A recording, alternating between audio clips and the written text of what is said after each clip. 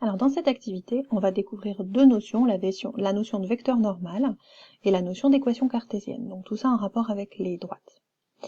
Alors justement cartésienne, repère cartésien, équation cartésienne, il était temps qu'on vous le dise, ça vient de Descartes, René Descartes, mathématicien, physicien et philosophe français du XVIIe siècle,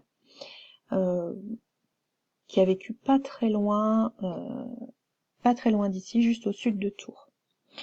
Donc en mathématiques, il est à l'origine de la géométrie analytique dans laquelle les objets sont décrits par des équations à l'aide d'un système de coordonnées. Autrement dit, c'est un des mathématiciens qui a fait le lien entre tout ce qui est géométrie, donc les mathématiques d'origine je dirais, et tout ce qui est calcul, algèbre, analyse, donc tout ce qui est équations, lettres et chiffres. Son nom est à l'origine de l'adjectif cartésien qui est utilisé beaucoup en philosophie dans le langage courant et aussi en géométrie. Donc en philo, l'année prochaine, vous allez aussi entendre parler de Descartes. Alors, en ce qui nous concerne, on va se placer dans un repère orthonormé. Et première partie, on va vous demander de faire une figure. Alors, ce que je vais faire, c'est que moi, je vais passer directement à la correction. Si vous n'avez pas pris le temps de répondre aux questions, commencez par mettre la vidéo en pause, cherchez les questions, puis ensuite, venez regarder la correction. Alors, la figure, vous l'avez là à côté. Les deux points A et B sont placés. Question B, calculez les coordonnées des deux vecteurs AB et BC. Et en déduire que les points A, B et C sont alignés. Donc pour calculer les coordonnées du vecteur AB, comme on vous dit calculer, il ne faut pas se contenter d'une lecture graphique, ça va pouvoir être une vérification, on est censé trouver 1, 2 pour le vecteur AB, ce qui est le cas ici. Donc on fait XB moins XA, YB moins YA. Pour le vecteur BC, même travail, on fait XC moins XB, YB moins YC, et on trouve ce résultat-là. Alors on peut voir directement que pour passer du vecteur BC au vecteur AB, on a fait une multiplication par moins 5. 1 fois moins 5, ça fait moins 5. 2 fois moins 5, ça fait moins 10. Donc le vecteur BC est égal à moins 5 fois le vecteur AB. Vous pouvez aussi très bien faire le calcul avec de la même façon qu'on a fait dans l'exercice précédent. Ça marche aussi. Donc ça veut dire que les deux vecteurs sont collinéaires et on en déduit que les trois points sont alignés, ce qu'on pouvait bien vérifier sur la figure en traçant la droite qui est en rouge. Question 2, on considère le vecteur n de coordonnées 4, moins 2 qui est représenté ici.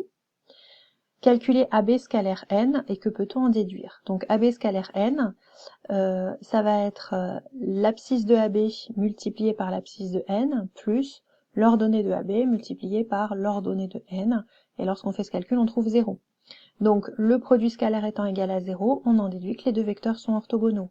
Deuxième petite parenthèse, si le produit scalaire pose problème, il faut retourner voir le cours, donc pour le coup le cours de première sur le produit scalaire de vecteurs.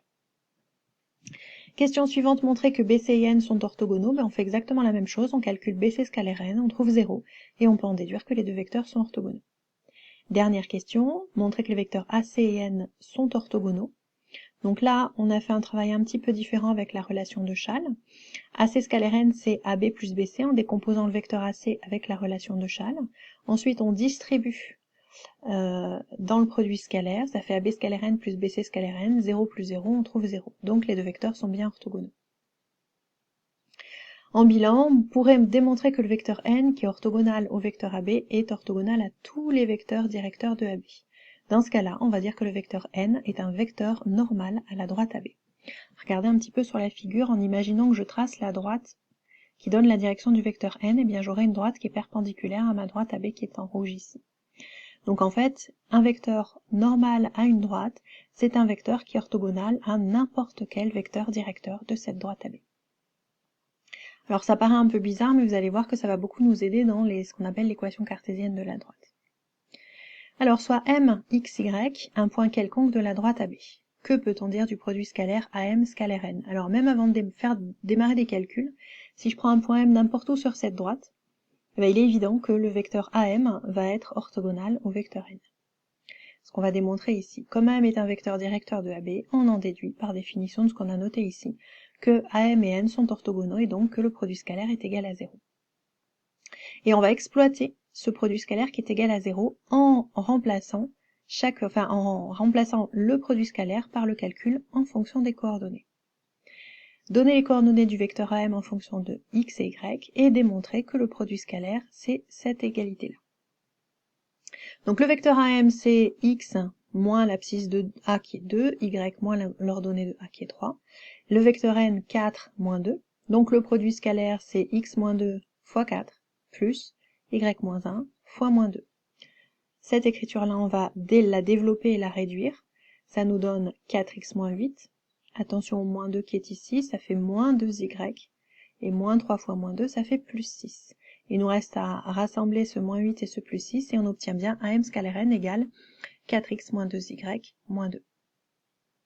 Or, on a dit que, puisque m est sur la droite AB, AM scalaire n, c'est égal à 0. Ça veut dire que cette quantité-là, 4x moins 2y moins 2, est forcément égale à 0. Eh bien, cette équation qu'on a obtenue, 4x moins 2y moins 2 égale 0, c'est ce qu'on appelle l'équation cartésienne de la droite AB.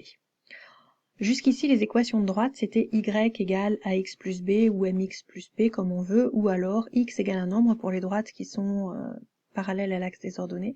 Et bien maintenant, c'est ce qu'on appelait les équations réduites. Et bien cette équation-là, c'est l'équation cartésienne. Quatrième question, on va tester si des points appartiennent à la droite ou pas. Donc l'équation cartésienne de AB, elle est ici. Vous voyez qu'on a utilisé un code couleur, x en vert, y en rouge.